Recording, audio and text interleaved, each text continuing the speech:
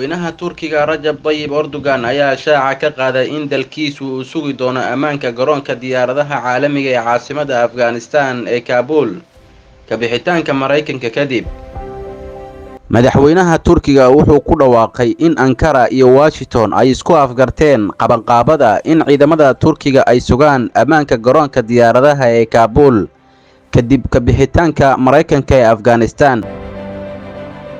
Washington waxay soo dhaweysay ballanqaadka cad ee Ankara inay ka ciyaareyso kaalin muhiim ah sugidda ammaanka garoonka diyaaradaha Kabul kadib kulan dhexmaray madaxweyne Biden iyo madaxweyne Erdogan oo dhinac socday shirkii NATO ee bishii June ee la soo dhaafay ka dhacay Brussels. Garoonka Kabul waa wadada ugu weyn ay ka baxaan diblomaasiyiinta reer galbeedka iyo shaqaalaha gargaarka, waxaana laga cabsi qabaa inay ku dhacdo gacanta Taliban kadib bixitaanka ciidamada shisheeye. Ururka Taliban ayaa sii waday dhaqdhaqaaqooda si ay ugu sii socdaan dhulka dagaalka ay kula jiraan ciidamada dawladda.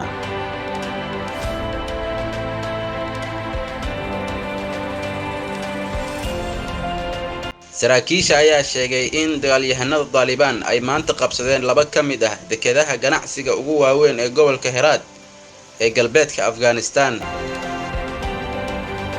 Saraakiisha ayaa ku waramay in Islam Qal'a oo ka mid ah dekedaha waaweyn ee ganacsiga ee ku yaala xadka Afghanistan iyo Iran ayaa gacanta u gashay kooxda Taliban iyada oo aan wax iska caabin ah kala kulmin ciidamada ammaanka. dakhliga dawladda ka soo gala kastamka dekada ayaa ka badan 3.7 milyan oo dollarka Mareykanka maalin kasta, inkasta oo musuqmaasuq baahsan ka jiro halkaas. Sidoo kale saraakiisha ayaa tilmaamtay in hadda la joojiyay dhammaan hawlihii ganacsiga ee dekada. Dhanka kale, Taliban waxay sidoo kale qabsadeen dekad kale oo weyn oo ku taala gobolka taasoo lagu magacaabo Turgundi. Dekada Turgundi waa marin weyn oo loo maro Afghanistan iyada oo laga soo marsiiyo wadanka gaas badan, shidaal iyo wax soo saar kale oo saliid ah. Sidoo kale waa marin weyn oo loo dhoofiyo wax soo saarka Afghanistan suuqyada adduunka oo ay ku jirto Yurub.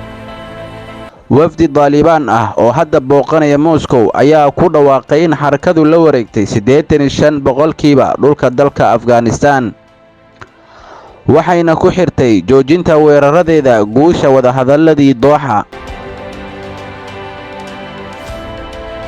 Wafdigu waxay ballan qaadeen in wadamada dariska ah iyo waxa ay ugu yeereen wadamada saaxiibka la ah aan la soo bandhigi doonin wax hanjabaad ah oo ugu yimaada dalka Afghanistan. Wuxuu sheegay in booqashadiisa Moscow ay ujeedkeedu tahay inuu bixiyo dhammaan macluumaadka ku saabsan waxa ay ugu yeereen Imaarada Islaamiga. Taliban waxay si wax ku ool ah ula wareegtay isgoosyada xadka la leh Iran, Turkmenistan, Uzbekistan, waana horumar khatar ku ah dawladda Afghanistan iyo wadamada bartamaha Aasiya. daawade la soco qeybaha dambe ee barnaamijka raadka dhacdooyinka.